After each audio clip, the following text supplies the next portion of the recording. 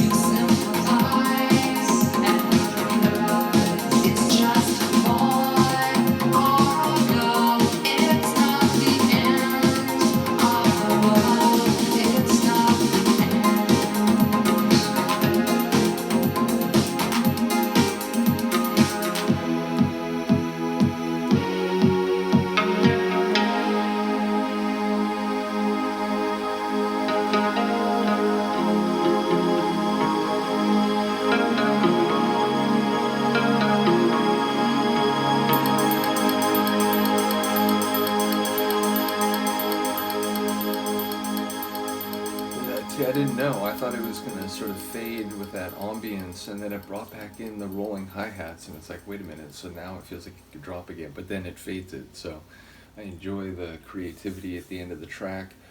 And it's funny, one of the things I picked up immediately when I began going through the Pet Shop Boys material, and which has only been confirmed and reconfirmed and with some different flavors, is that they make very smooth music. Not that there hasn't been tracks that are anomalous from that trend, not that there haven't been some that had a wicked bent and so on, but a lot of their music has this very smooth, gliding feel. Part of it, I suppose, is Neil's voice, but from the synth melodies they use to the sort of groovy bass lines and so on, their music just has this like ease of motion to it, and I think this was one of the best examples. It just felt like we were effortlessly floating through quite energetic tune. It wasn't like it was devoid of percussion anyway, but it felt just so easy and breezy. So I enjoyed that quality of the overall atmosphere. Again, some of the layers, I like that. Again, easygoing sort of guitar, just lightly strumming.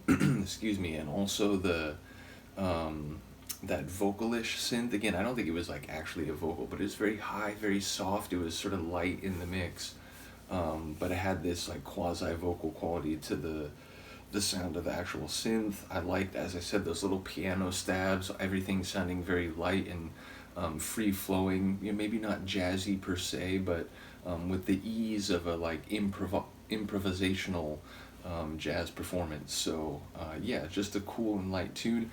It sounds like the message was essentially, if you go through some heartbreak, some breakup, it's not the worst thing in the world to cry. It's not the end of the world. You'll get someone to, maybe you can lean on their shoulder, maybe they can, help you steer things back into the good, but, in the end, it's a boy, it's a girl, it's not the end of the world. So I enjoyed the way the title seemed, a bit dire, a bit worrisome, but it was the opposite. It was, it's not the end of the world. And, perhaps, you can move on, you can find new connections and, new people who may not only fill that void, but perhaps do so in a way that, the other experience never even broached. So, yeah, it felt actually uplifting and positive.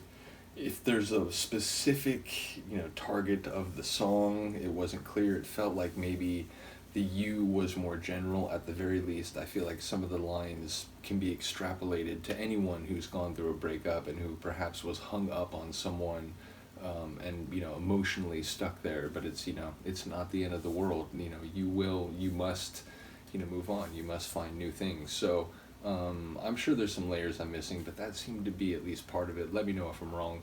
But yeah, the next time we come back, it'll be the final tune. In the moment, I don't remember, but I have the Discogs page open. Jealousy, which feels very much in their thematic wheelhouse. So I'm curious to hear what they have to say about that painful and often destructive concept. So look forward to that. Do let me know what you think of this. Shout out to Seb for sharing the Pet Shop Boys material. I do appreciate it, as well as to Mark for sharing the Liza Minnelli album, which my plan is to do one of those reactions in this batch. I'm trying to keep those connected in tandem. But yeah, let me know what you think. I will see you next time. Peace.